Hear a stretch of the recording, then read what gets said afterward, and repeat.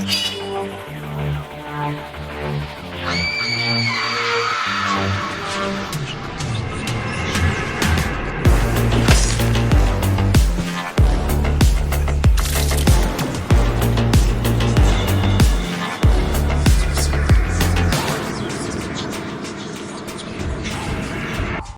hello everyone, and welcome to another episode of Fright Mic podcast. Or if you're new here, welcome. I'm Sam. I'm Liz. And today we are continuing our 3D Terrors Month, bringing you My Bloody Valentine 3D from 2009.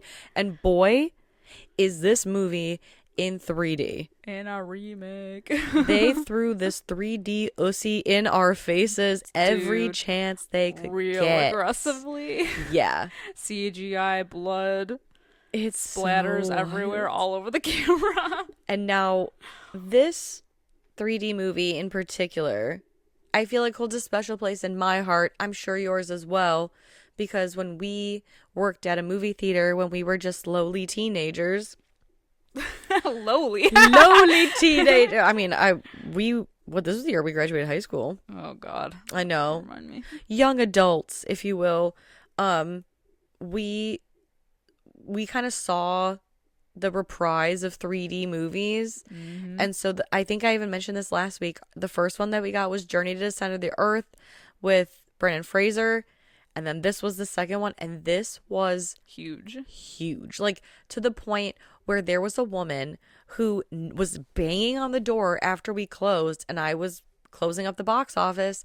And she kept like flashing her phone. And this was before smartphones, really. I think they like just started coming out. I think the iPhone 1 like was out or whatever.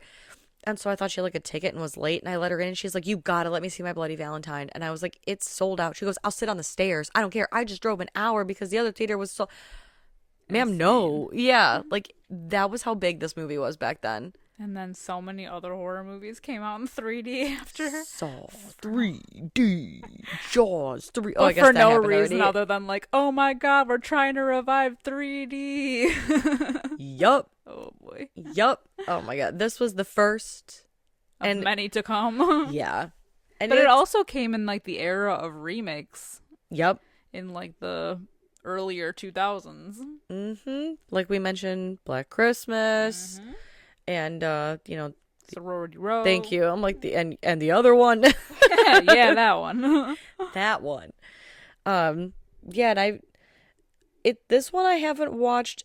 Like I saw it twice in the theater in 3D. I saw it once. All right. Oh well, I saw it twice because I saw it with one friend, and then another friend was like, "Do you want to see it?" And I said, "Sure do." And then I acted like I hadn't seen it before, as I'm one to do, because I love seeing movies. Of course. That's Hello? why we're here, man. Yeah. And every experience is a new adventure. But I saw this twice in the theater, and then I think I saw it like maybe once or twice more when it came to like physical media release. But watching it in 2D is just such a different experience. No.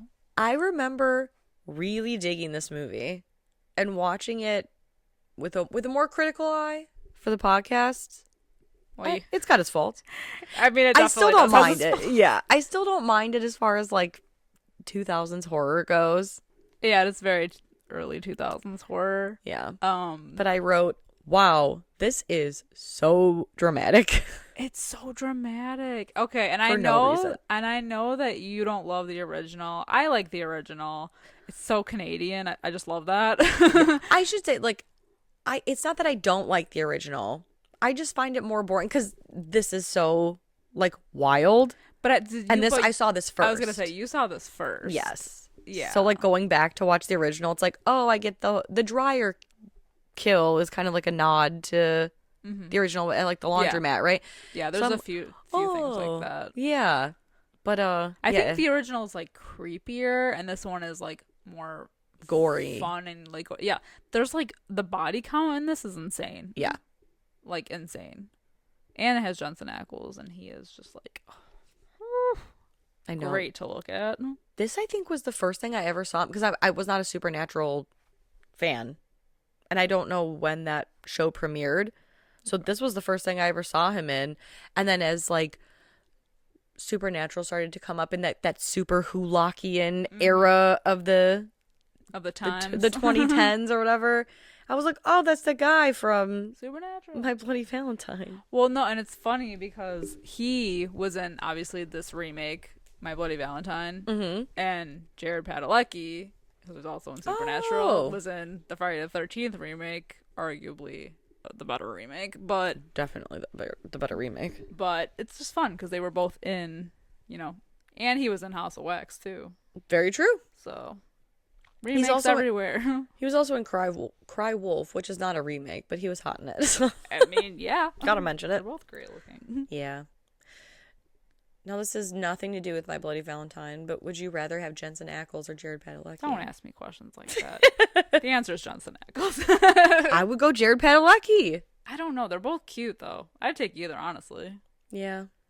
I mean, Jensen Ackles, he looks... I mean, he's attractive. Yeah. He just looks real pouty. I'd take both. He's a little pouty. I don't know, but if you knew what Jared Padalecki was like in Supernatural, he was like the whiny one. Well, I'm whiny too. Well, it kind of works. sad. He was like the more like sad one, emotional one. Was his name Sam in that? Yeah. See? It works. The Sams, the code of the Sams. The whiny Sams. I would take either, honestly. Yeah, that's the thing.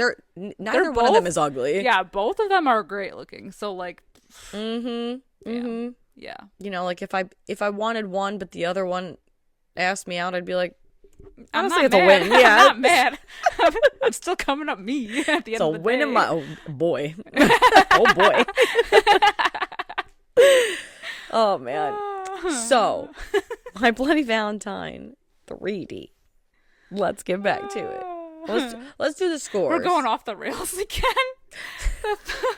The crazy Always. train. Yes. The thirst train is okay. We're leaving the thirst train station. Yes. We're yes. not. Yeah, I know I'm not. We're coming back to it. We're always. Mm-hmm. Oh yeah, the scores are not great. They're not reflective of the feelings. As always. 5.4 out of 10 on IMDb.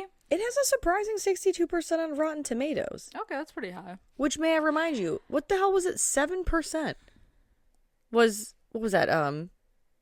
Friday the 13th. Yes, Friday the 13th. Part 3. That's wild. And yet this 62%. Well, it doesn't matter. That is wild. Crazy. I feel like this is the kind of movie that like got so much hype when it came out, and then people were like dogging on this, but then they would revisit it like, I don't know, obviously like 10 plus years later, and they're like, well, it's actually a good time. Right. It wasn't that bad. It's pretty fun. Mm-hmm. Pretty fun as far as, horror, Valentine's Day horror movies go. Because as cheesy as it is and as dramatic as it is for no reason, like the kills are fun, and that's what we're here for. Yeah. And honestly, like the getup of the killer with like the mask and everything looks awesome. It looked awesome in the original. Very true. It's cool. The minor look is pretty scary. Yeah. I feel like this movie's kind of like Piranha 3. No, Piranha 3 Double D. Shit. Or just like the remakes of Piranha and all that Yeah. shit. Like just the body count Being so high. being so high, and just like the most campy kills. Mm-hmm. Like the plot really doesn't matter that much. It doesn't. Yeah, I'm here for the gore. And a lot of it has to do with like the original, with like the old mining town and Yep. the incident with the miners. Mm-hmm. So like, and the town of Harmony. Yeah, the original was Valentine Bluffs. Yeah. Wasn't that it? I don't remember. From the original Valentine's, My Bloody Valentine? Mm-hmm. I don't know.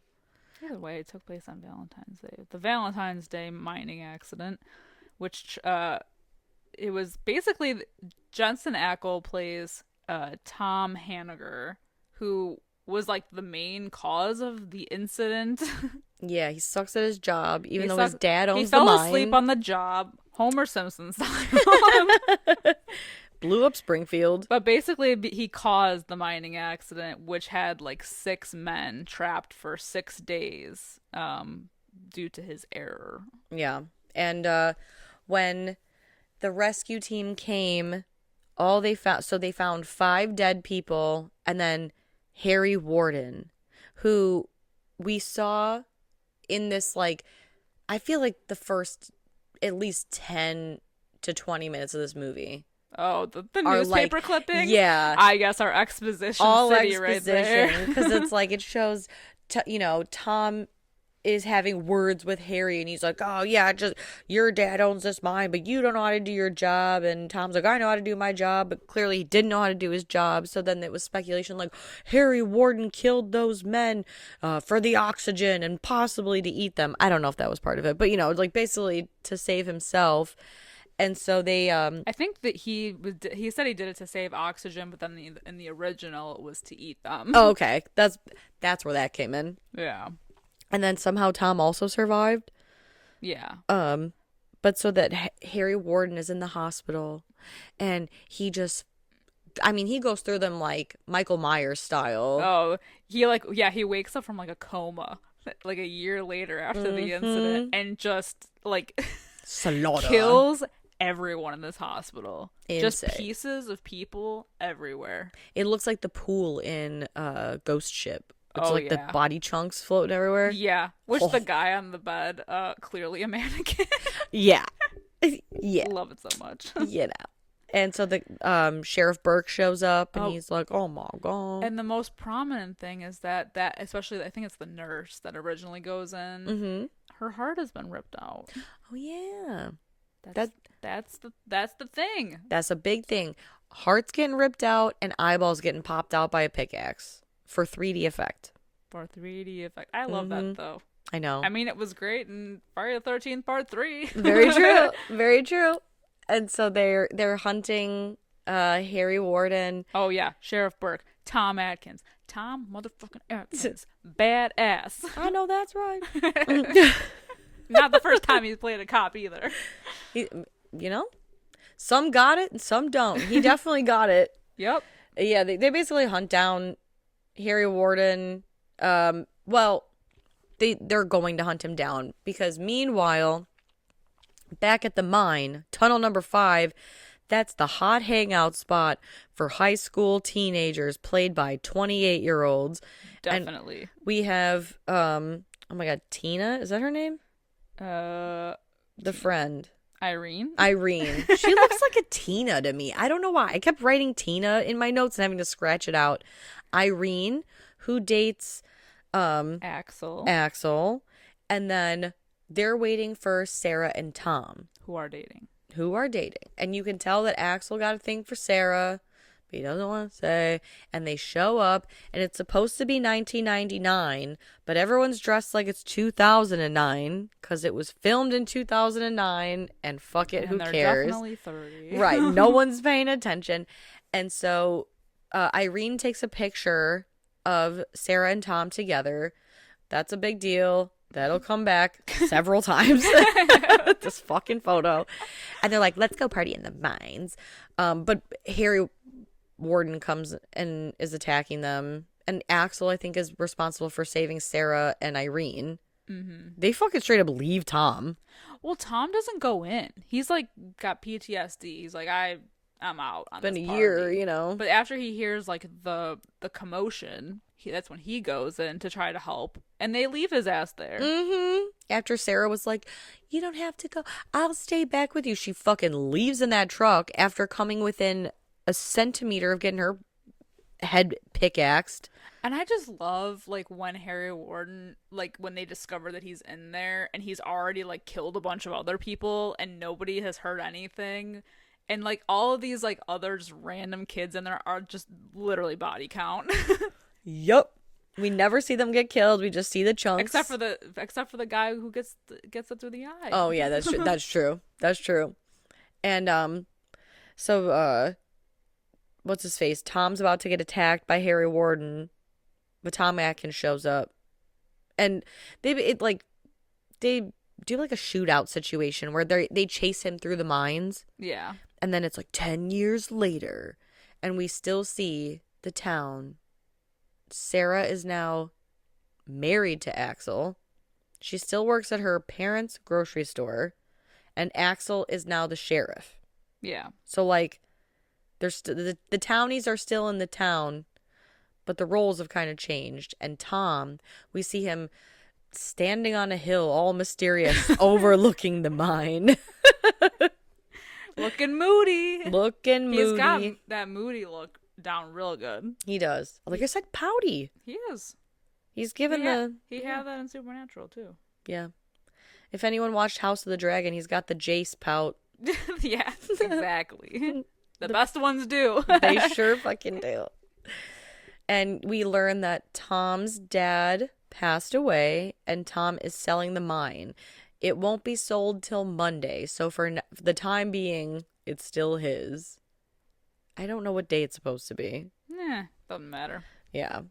All we know is that there's drama because Axel is a piece of shit and is cheating on Sarah with her coworker Megan.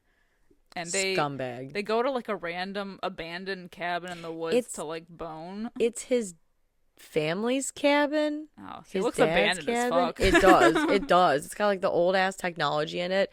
And I think they only mention that I think I only know that because later in the movie when he's like, meet me at my dad's cabin. And that's where she finds all the crap. Yeah. From before. But yeah. Yeah, but karma hits him real good and when she announces that she's pregnant. Yup. Oh, man. Yeah, he's like, oh, I didn't get you anything for Valentine's Day. She's like, oh, yes, you did. A fertilized load. Ew. Gross. Which he didn't seem as upset as maybe me, the town sheriff, and father would have been. Yeah. Smearing his name. Yeah. Oh. I don't know if this is a schmear. Schmear. Yeah, I'm the sheriff. I'm a dad of a woman whose family owns the grocery store of the girl I've impregnated. You know, like, I don't know. Do you recognize Axel from any other movie that we may have featured on this podcast? I mean, what's his name? Something Kerr.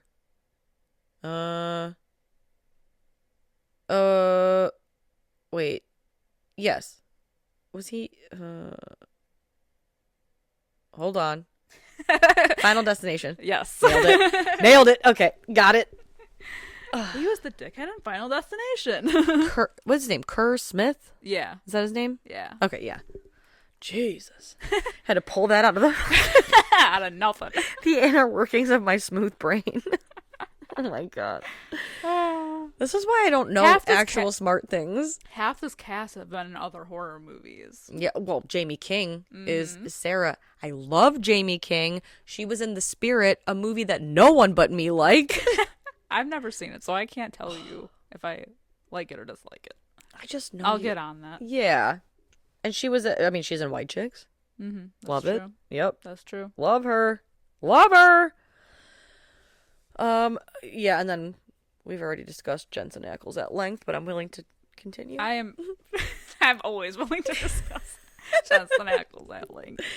Step back to the movie. Stay on track. Yeah, so he's the heir of the mine, and he, because of his PTSD, he would like to sell the mine, much to the dismay of the entire town, who are vehemently against this idea because it puts everybody out of work. I was gonna say, this is like the thing that puts the town, or keeps the town on the map. He doesn't really have a reason for wanting to sell. He just like doesn't want to deal with it, I guess. Well, it's probably the PTSDs. I think so. Yeah.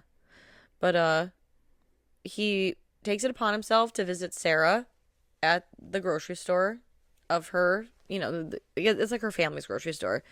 And he's like, "Hey, man." And she's like, "Hey, good to see you. You disappeared 10 years ago. What have you been up to?" And he's like, "Oh, And wouldn't you have it, you look the exact same. Same clothes and all. Same clothes and everything." And he goes, "That's a beautiful family you got there." And it's a picture of her, Axel, and their son, Noah. And she's like, "Oh, thanks." And he's like, this is what I mean when I say this shit is so dramatic. Because he goes, "So I bet your last name's not Mercer anymore." And she's like, "No, it's, I don't know, Palmer. I don't know what the fuck." Yeah, and it's like, oh, Jesus Christ. Like, come on. And he's like, "Oh, yeah, well, I'll see you around." And so she goes home, and she's like, they have a, I guess, babysitter, housekeeper, like something. A housekeeper. Nora. And she's like, "Nora, is Axel home?" Knowing full good and well this scumbag is not home. Nope.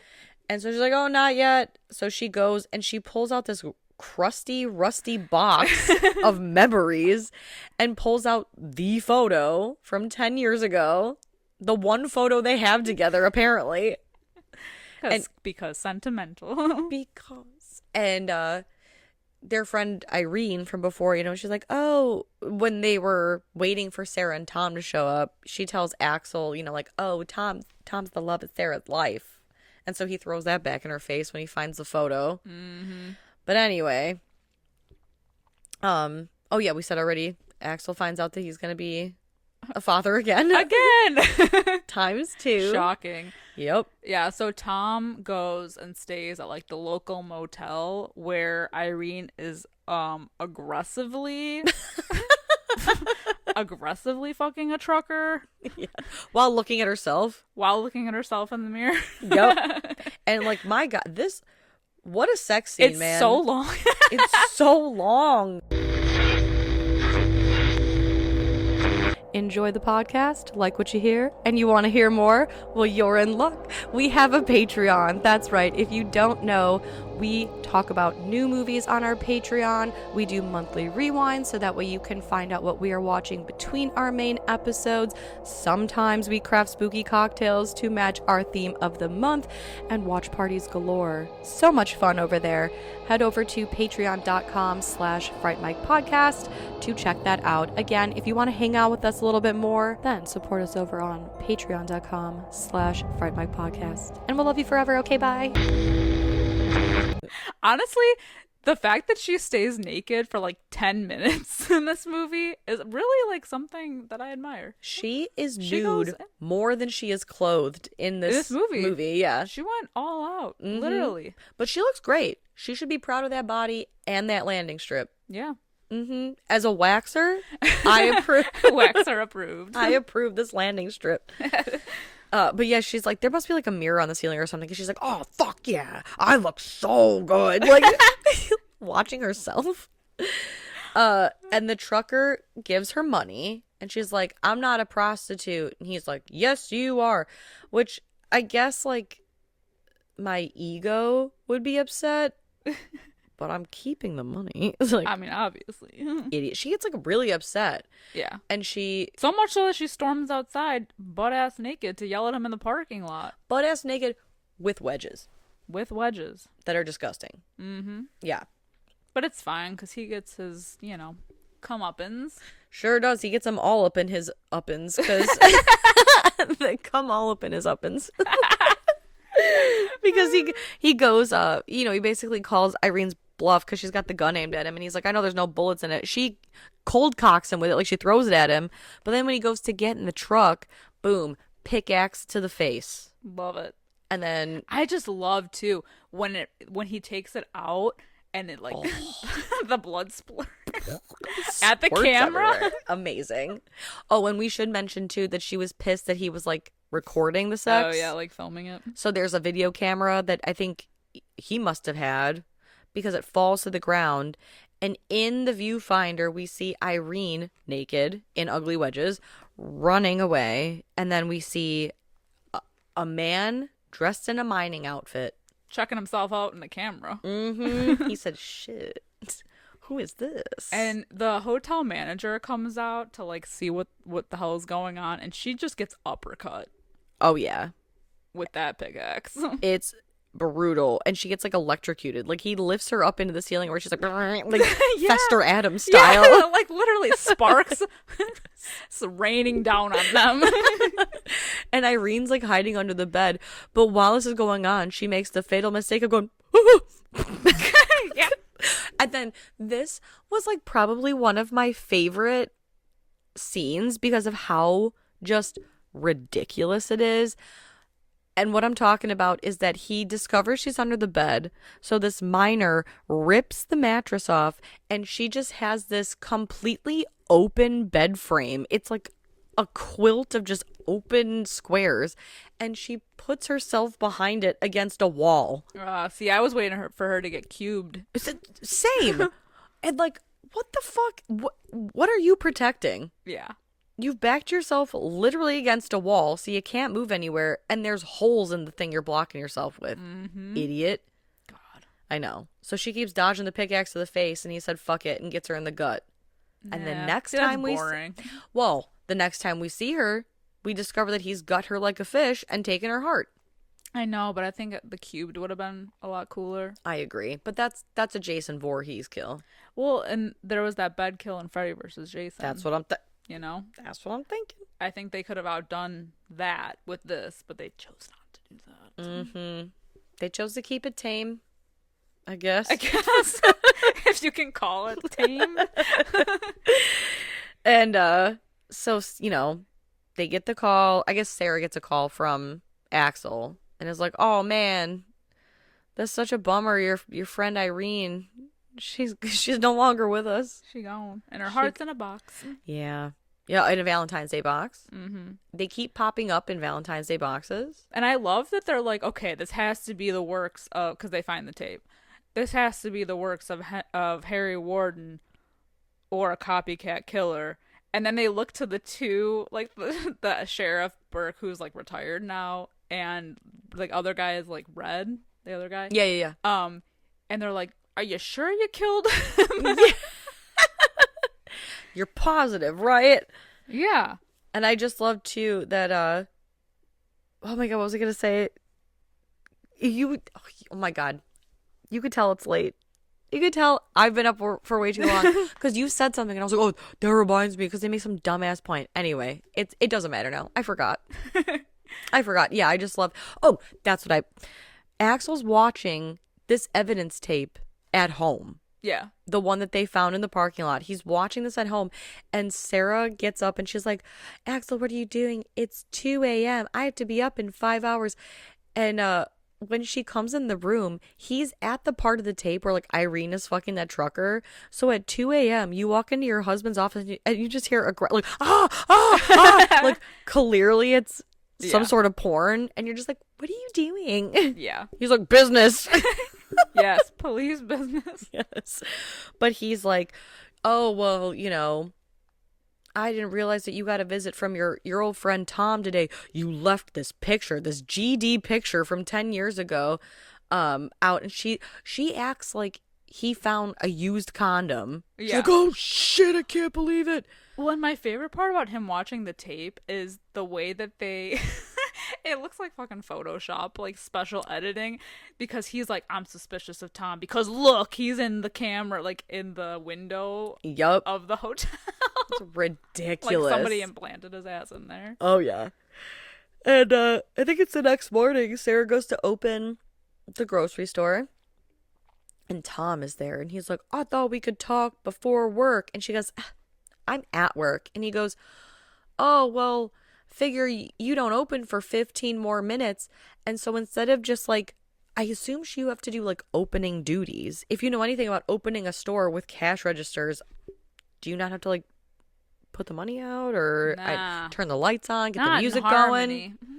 Yeah, not in Harmony apparently, because then instead of like going in and just speaking with him in the privacy of the empty grocery store, she just full on walks away. Yeah. The store's opening in 15 minutes and you just fuck off to talk to your old flame or whatever. Because I should mention too, when Axel shows her the picture and he's like, oh yeah, this is the love of your life. She's like, he's not the love of my life.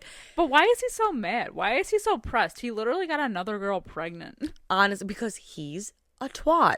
Guilty. A selfish piece. Yeah, it's deflection. It's he's guilty about being a cheating piece of shit, so he's like, you're a cheating piece of shit, aren't you? I'm gonna get her before she gets me. Exactly. I'm gonna get her on this shit.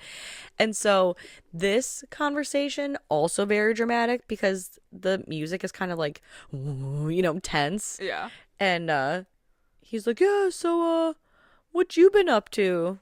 She's like, oh, nothing. I see you're selling the mine, you son of a bitch. Like, it's just is so dramatic. And he's like, there's nothing for me here. And she's like, you just run from your problems.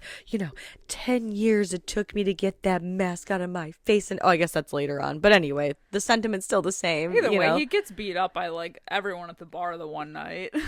Oh yeah, true. And everyone is a suspect in this movie. Because when they do go, because after they're like, oh, are you sure you killed him? They go and look for like the spot where they thought they buried Harry Warden, and it's dug up. So it's like, all right, well, who's doing what here? Exactly. Oh yeah, because they tried to say like, there's no way it could be Harry Warden because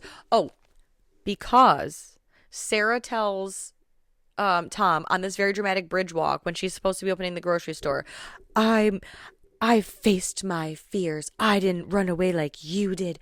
You should face your fears. So he goes back to the mine where he has someone take him down, and the guy gets a phone call. And while the guy's getting a phone call in the mine, it looks like Tom's getting attacked. Yeah. By Harry Warden, who throws him into this like cage and uses the pickaxe to bend the lock so he can't get out.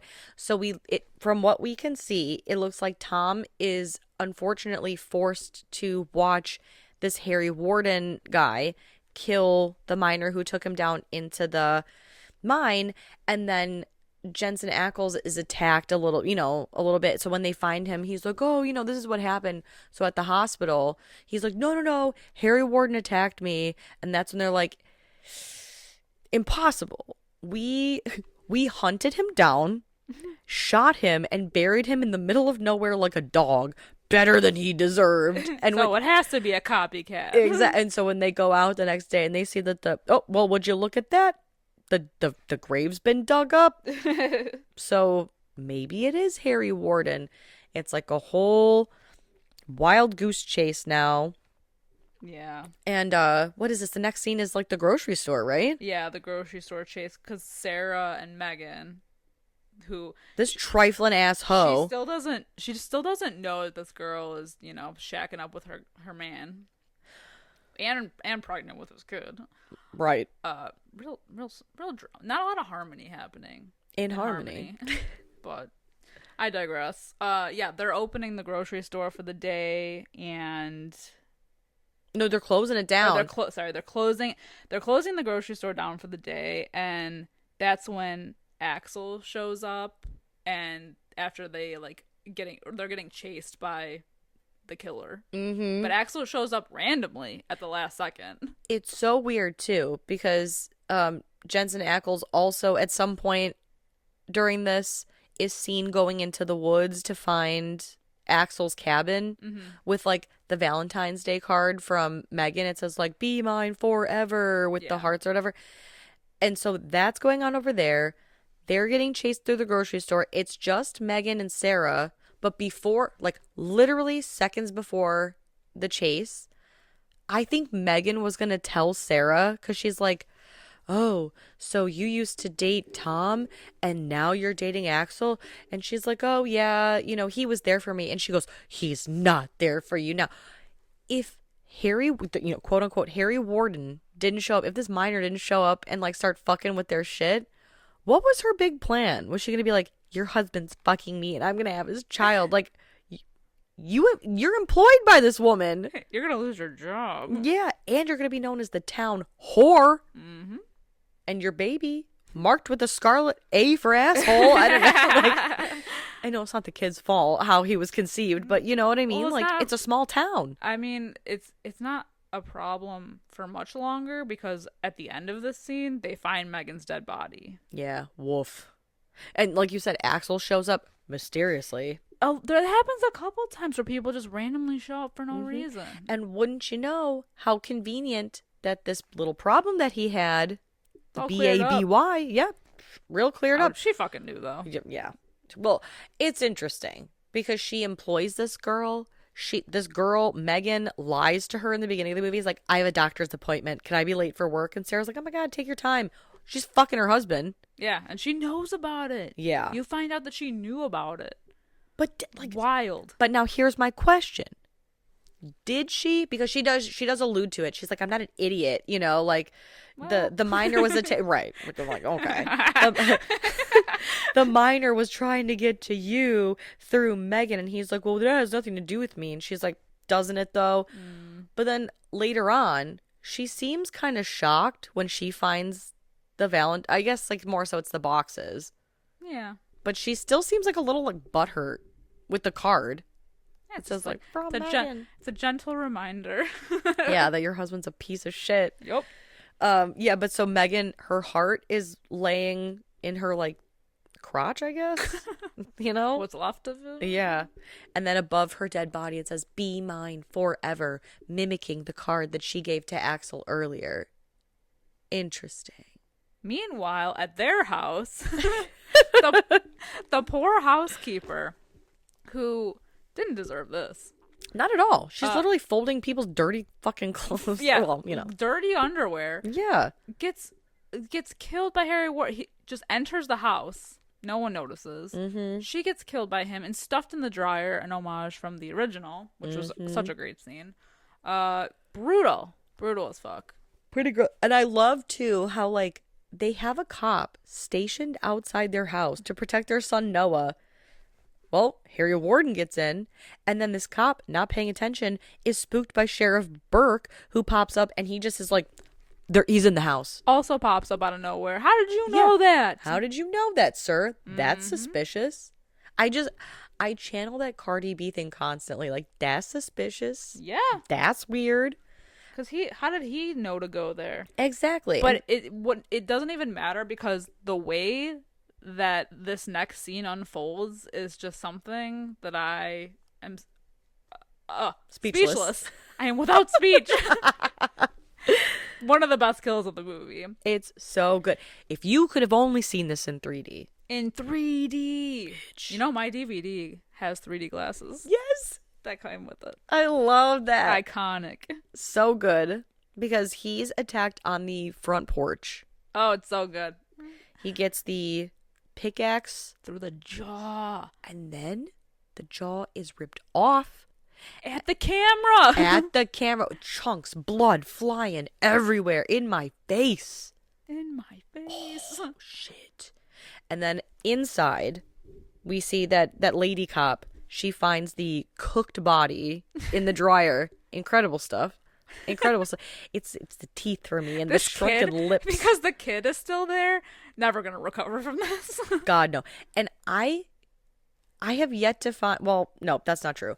But his parents, Noah's parents, they do not give two shits about him. No, absolutely not. I don't think I've ever seen him interact with his parents in this movie. Do you ever see him interact with his parents? No. No. Why does it even matter if they have a kid? That's what I'm saying. Who knows?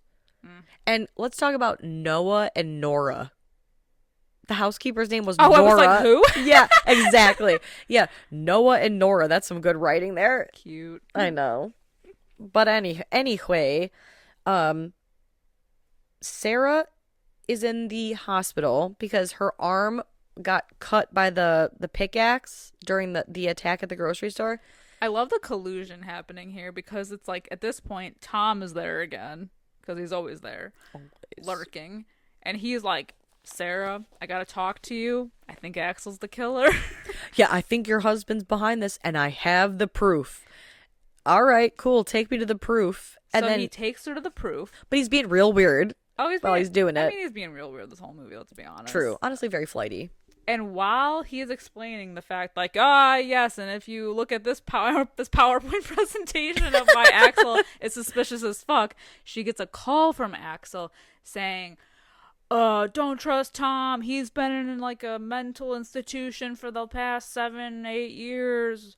He's fucking crazy. He's a loon. I just feel like it makes sense that Tom would have been in some kind of institution after the PTSD of what happened. Exactly. So, like, why is it so surprising to her, or him, really, that, like, this would have happened? Right. Because, so, I'd like to think that the writers were clever enough to say, like, oh, well, that would make sense. Like, Sarah would think that would make sense that he's in therapy because he went through all this stuff. So it's another kind of like red herring. I just happen to think the characters are dumb, Yeah. you know? But anyway, she pretends that it's like her housekeeper. She's like, oh, yeah, no problem. And then she tries to get Tom to pull over. He doesn't. So she forces the car to crash and literally almost kills one or the other. 3D branch. Yeah, 3D tree branch through the back of it's very Final Destination. I also find it highly suspicious that Jensen Ackles looks the way he does and keeps a shirt on this entire movie. Man, Not a single shirtless scene. it's a real shame. That is a shame. Give me something to look at in 3D other than 3D branches. I and want shit. Jensen Ackles 3D nips now. Exactly. Show me them abs. Meow. 8-pack popping out in my face. Yeah, he has a shirt on entirely too much in this movie. Right. It's not the right kind of meat flying at the screen in this movie, you know? Not Tom Atkins' jaw. Oh my gosh. So Sarah runs out of the Jeep and then Into the love shack. of course and then calls Axel and was like, I made it out. But then she finds, you know, because he's like, wait at the cabin. I'm on my way. And then she finds the card from her cheater piece of shit husband. And then in the closet, she finds like 80 boxes of like the Valentine's boxes that the hearts have been popping up in. So it's like, oh boy. Well, now, and she also finds that picture, the goddamn picture that's all over this movie. The one picture of her and Tom glued to the inside of one of the box lids or whatever. So now she's suspicious of him. I think both dudes suck. Everyone sucks. Everyone sucks.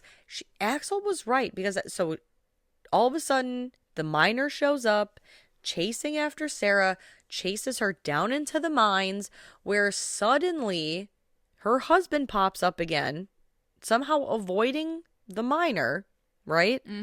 And she has his gun and she's like, stay back. And then Tom pops up and It's the old standoff. yep. That Spider-Man standoff. Exactly. And they both are pleading their cases as to why they think the other one is the killer. And, you know, Sarah's like, shut the fuck up, both of you. And Axel, the smartest thing he said all movie, he's like, fuck it, shoot us both. Oop. Hey, with your permission, sir, you got it. You got it, dude. But she still is like, oh, you know. Hemming and hawing and Yeah. whining and bitching. She said, you can't tell me what to do. But Oh. they always slip. The killer always happens to slip. Because Tom says to Sarah in one final attempt, he says, hey, I think it's mighty suspicious that above Megan's body it said, be mine forever, just like in the card that he left in their fuck shack. And she said, how do you know Megan's dead? Oop. The look on his face where he's like, hold on. Hold on a minute. What just happened here? And he's like, you told me. No, I didn't. Oh, shit. And she goes, and how do you know about the writing? Well, did you have to ask? Yeah. He did it. You did it. And this is like, I remember 2009, Sam, Being the like, reveal. "Oh!" Yes. Because he's like, Sarah, Harry Warden is behind you. And I was like, oh, shit, neither one of them's the killer. What the fuck? And then she keeps turning around and she's like, there's Nobody's there. very He's fucking crazy. and it's so insane because then we see, okay, but I got a question because we see this whole weird flashback of like The cringy ass montage. the cringy montage of him being, you know, crazy Tom being the killer the whole time. But now I got a question. Does this become a movie of possession or is he just loony? See, I maybe a little both because then they allude, not so subtly, that the spirit of Harriet Warden is now in Tom, but then they like immediately drop that idea. Yeah. Yeah, because of one like little line that he says. Axel's like, oh, Tom. Or what is his name? Yeah, Yeah, Tom. Tom. Tom, he's like, he's like, is the spirit of Harry taking over? Harry, is that you? And he's like, yeah. And then they fight. No, not the 3D bullet. The fucking Matrix. That goes through him in 3D. Yeah, because Sarah. And through him out the other end into the gas tank. It's insane. And they blow up. Jensen Ackles goes flying into a pile of wood. But I'm just so confused how this mother effer continues to survive. How do they always survive? And how does the blast only affect him but not Sarah or Axel? Because Sarah was standing 5 feet from him. Doesn't matter. Yeah, you're right. It doesn't matter. It doesn't matter at all because Sarah and Axel are getting wheeled out, and despite him being a cheating piece of shit, She forgives him. They're like all lovey-dovey. ridiculous. What the fuck is this? I would be like, thank you so much for saving my life. I think we should get a divorce. Yeah. I think you're a piece of shit. But in the mine, we see like a rescue miner, I guess you'd say, come in, and he's like, we got a live one over here. Well, We always do. we always do. Tom's alive, but in true Harry Warden fashion, it's another pickaxe to the face. Right? A lot of pickaxes to the face. Yeah. It's old. A lot of dismemberment. Yeah. The jaw kill was the best. A lot of face trauma. Yeah. And so the final shot of the movie is all the miners, the rescue miners coming out, and Jensen Ackles takes the mining mask off, and he's right there. Yeah. It's like the goofiest shit. It's like he's trying to get like caught. Oh yeah. Because he pops that mask off and he's like, Looks right into the camera. Breaks that fourth wall. And he even looks back. There's literally miners 8 feet from him, and he fully shows his face card, turns around, and is like, "Suckers, like Idiots." I can see you." And can you believe we never got a sequel? My Bloody Valentine 4D. A pickaxe up your ass. Oh my god. What a shame. I know. I would have called the sequel My Bloody Valentine 2, I Pick You. Ooh. Patent pending. I'm going to rate this. I pick you. Oh my god. Of all the noses, I'd pick I honestly you. love that so much. Right. And I think we'd be remiss not to mention Ice Nine Kills, one of the favorite bands over here of the pod. Hell yeah. Did a song based on My Bloody Valentine. Love it. It's great. So much. Mm-hmm. Check it out if you haven't. Give Ice Nine Kills a listen. We've mentioned them before. I'm sure. And if they're listening, hi, how are you? They're Hi, not. how are you? Hey, how are you? They're not listening. It's fine. So this movie is just such a hoot. yeah, it's a hoot and a holler. I'm telling you, we have revisited so many like early 2000s remakes. What a renaissance. Right? And it's funny to see how some of these movies change.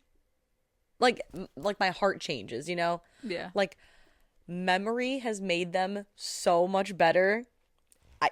Stay Alive. That's the biggest mindfuck for me because I was going up and down before we rewatched that. Man, Stay Alive, one of the gems of the 2000s. What a scary movie. I remember. And then we watched it for this podcast, and I said, what the fuck? What the fuck is even that? Exactly. What the hell is even that? So bad. But this, still a wacky good time. It's just crazy. Yeah. I'm here for the Jensen Ackles of it all. He's I'm the plot. always here. He's the plot. Even though he's brooding and moody, he usually is. I mean, that's know. just his face. But he looks damn good doing it. Sure does. He knows how to pout like the best of them. Mm-hmm. What are you going to rate this movie? Oh, boy. How many pickaxes are you giving it? I think 3 out of 5 pickaxes. Pickaxes. That's hard to say. Right? Pickaxes for me. Did you say 3 out of 5? 3 out of 5. I think that's about it for me as well. Yeah, 3 out of 5. Just because it's like really Can't go any higher. really fun to make fun of, and the kills are really good.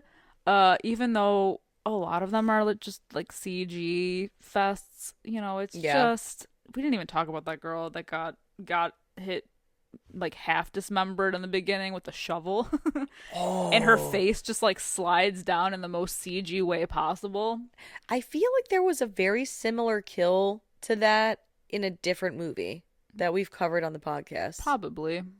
But I can't think of anything else where a woman is bisected with a shovel. But I'll look into it. But just the Tom Atkins kill alone is 3 out of 5. Yeah. Honestly, that's like 2.5 out of 5, and then Jensen Ackles bumps it up to 3 out of 5. It's got the Ackles bump, The Yo Ackles bump. Hell yeah. He is, oh man, he's still a good looking dude. He's still so good looking. Are you kidding me? I just think Both of them are. yeah. Both him and Jared Padalecki. True. Get it. Daddies. Oh, Are they literally dads? yeah. Okay. Oh, yeah. That's Oh, yeah. Oh yeah. Spread that. No. Nope. No, Anyway. no, go on, please. I was gonna say spread that. I already been. Oh, man. I just have a hard time believing, like, in what world, even in 2009, did they think that handsome face could play 18, 17?